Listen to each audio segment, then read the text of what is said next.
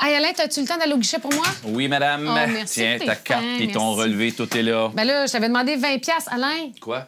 Je t'avais demandé 20 $, puis là, j'ai 35 de moins dans mon compte. C'est quoi ça, là? Non, attends une minute, là. C'est parce que c'est clair, regarde, c'est marqué, là. Ici, t'as 1 pièce de frais parce que je suis allé au guichet. T'as 75 cents parce que c'est le guichet qui a fait ta transaction. Ça, c'est 4,85 parce que t'as moins de 2000 pièces dans ton compte. C'est Ben, sûr. là, que je te dise. 4,85 parce que, bon, ça. 1,12 de frais inter-guichet. 67 cents parce que ça, c'est un frais, là, parce que ça devient ton 7e frais, puis tu dépasses ton forfait de 12 frais par mois. T'as juste 12 frais que t'as le droit. Une joke. Ici, tu as 2 cents d'intérêt, sauf que, bon, tu as 5 cents de frais de gestion pour ton 2 cents d'intérêt. Fait que, ben, c'est ça que ça te donne. Ah non, mais attends, là, je t'ai demandé 20 $, puis là, j'ai 35 $ de moins dans mon compte. OK, regarde bien, là. J'ai retiré 20 $, Ouais. puis tu as 15 piastres de frais. Fait que... Ah, ben c'est vraiment. 20 plus 15. Ouais, ça fait 35. Ah. Ouais, ok, c'est bon. Salut, tantôt. Hey, blonde, la fille, hein? C'est très bon. Mais on exagère, mais c'est ça, pareil. Hugo Neveu, t'es conseiller en finance. Tu vas nous en parler des fameux frais bancaires qu'on regarde pas nécessairement tous les jours, hein? Mais Non, il y en ben, a en Moses. Ceux-là sont plus évidents, plus faciles à voir parce qu'on les a d'en face Oui. au retrait. Ça, Ouais. c'est bien dit. Ça, c'est officiel. Ouais. Mais votre relevé mensuel bancaire, Ça... bah, On regarde pas bien, non, bien c'est ça. sûr que vous le regardez pas ou très peu. Puis la colonne des frais, je veux dire, est là, puis on la voit plus parce qu'elle est tout le temps là. Ouais, Et puis ça peut représenter combien par mois ou par année des frais en moyenne, là? Le compte régulier, les frais vont être majoritairement entre 6 et 10 Par mois. Par mois. Par personne, mais le problème, c'est que c'est par personne et par compte. compte. Donc, c'est vous ça. avez probablement plus d'un compte. On a des souvent comptes 2 comptes. conjoints, Ouais. marge de crédit. Ouais. Donc, ça se multiplie rapidement. C'est pas long qu'en moyenne, on peut se retrouver au-dessus de 300 $ par année De frais. de frais. Puis, Ouais. puis pourquoi ils nous chargent tant que ça pour passer des chèques puis des paiements? puis Surtout ci, puis ça? et surtout, José, si je puis dire, que les banques font de l'argent Ah, d'année ouais. en année. Mais Ah, vas-y, ouais. pourquoi? Ben, c'est tannant et c'est choquant. Puis le Ouais. récent sondage qui est sorti disait qu'un client sur 2 trouve que ses frais bancaires sont beaucoup trop élevés. Tout à fait. Et de l'autre page du journal, on voit que les banques font des profits Ben oui. faramineux, C'est ça, profits c'est ça. records. Mais ils Donc, justifient ça vient comment? irritant. En fait, c'est de l'administration. C'est des frais de transaction, des frais d'administration. Tu sais, quand vous allez à votre succursale, C'est ça. c'est beau. La bâtisse est bien entretenue, les fauteuils sont clean. Je veux dire, les cadres sur les murs sont changés Mais c'est ça qui régulièrement. coûte cher. Ben, à un moment donné, il y a un frais. Ouais. Donc, Mais ce qui est particulier, c'est que jadis, ça coûtait pas aussi cher, puis il y avait quand même les cadres, ces murs et autres. Là, ce qui se produit, c'est que, et probablement, il y a bien de l'interbanque et de promenage. Ouais. Bref, c'est les infrastructures qui coûtent le plus cher. Et toi, ton Mais- idée, c'est d'en arriver à dire que si on élimine ces infrastructures, ces bâtisses, puis ces succursales, on a moins de frais. Mais puis c'est surtout qu'on y va plus à la banque. On est toujours sur Internet à faire nos Exactement, transactions. absolument. On va au guichet. C'est rare qu'on va aller à la banque. On n'aurait pas à payer pour ça.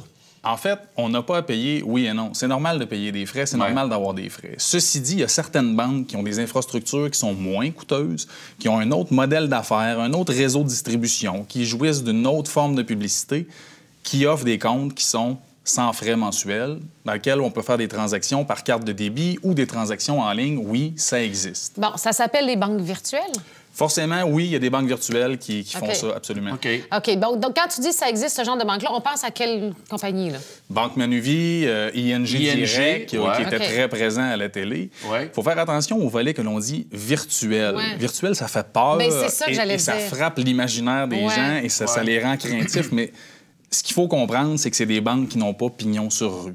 Avec C'est des tout petites simplement caisses ça. à gauche, à droite ou des petites banques, des Exactement, succursales exactement. un peu partout, là. Mais tu sais, quand vous appelez à votre succursale bancaire traditionnelle le soir, la réponse, il n'y en a pas. Mais non. Non, mais tu as le service 1-800 qui est à Exactement. Toronto. Voilà. ailleurs, là. Mais une banque qualifiée de virtuelle, si vous l'appelez le soir, ça va probablement répondre dans certaines de ces banques-là. Parce que leur service à la clientèle, c'est web et téléphonique. Ils n'ont personne en succursale, ils n'ont pas d'heure d'ouverture, comprenez-vous? Fait que OK. c'est plus simple à ce moment-là d'obtenir le service que vous voulez. Donc, ce que tu me dis, c'est que l'alternative au compte traditionnel que nous, on connaît, c'est d'ouvrir des comptes dans des banques comme celle-là.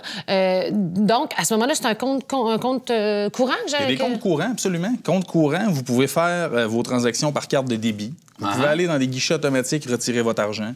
Vous pouvez tirer des chèques. Attention, si on tire des chèques, il y a des frais, par exemple. Ouais. Tout n'est pas gratuit. Non. Mais toute transaction en ligne Ne coûtera pas. Exactement. OK. Et la question que je vous pose, c'est quand la dernière fois vous êtes allé au comptoir d'une banque ou d'une caisse, retirer un montant d'argent et payer votre épicerie cash? Non, c'est rare. Donc, là, ce que toi, tu dis en bout de ligne, là, c'est qu'on a toujours un compte dans une banque qui est une bâtisse, mais on n'y va plus. Puis, en bout de ligne, à chaque fois qu'on va au guichet puis qu'on s'en sert, on paye quand même pour la bâtisse. Guichet, mais aussi En résumé, c'est ça. Là. On ne paie pas que pour la bâtisse, Non, je on paie pour comprends, les transactions, mais sommairement, oui, absolument, je suis entièrement d'accord. Okay. Puis, donc, une alternative, c'est ces fameux comptes-là qui peuvent fonctionner comme les autres comptes. Puis aussi, ce qui semble intéressant, c'est que dans ces comptes-là, on peut faire de l'intérêt aussi. Bien, exact. Ça, c'est à souhaiter. C'est ça. Certains d'entre eux, c'est comme la plateforme web est très, très développée parce que c'est leur principe de fonctionnement.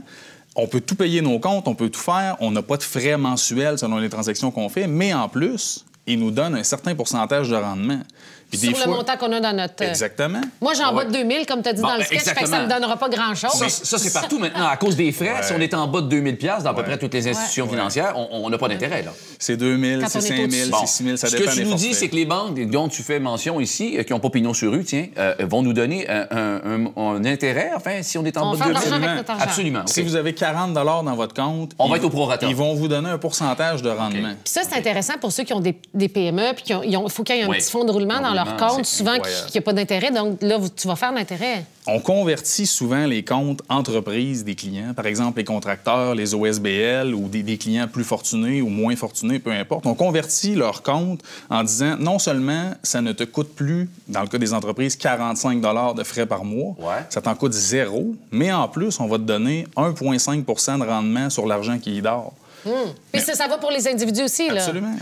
Ça veut dire qu'au fil des années, on se rend compte que quand la vieille phrase qui dit « mais de l'argent qui dort, c'est de l'argent qui fait de l'argent », mais ça fait plusieurs années qu'avec nos frais bancaires et autres, on en perd. Là. On peut aussi ouvrir nos hypothèques puis tout ça dans ce genre de banque-là. Là. Absolument. Ils offrent tous les services, que ce soit marge de crédit, compte courant. Il y en a qui offrent des cartes de crédit. Je veux dire, c'est tout simplement changer de bonnes vieilles habitudes. Aux habitudes 2014. Et ce sont des banques canadiennes, on s'entend. Absolument. Là. Okay. Absolument.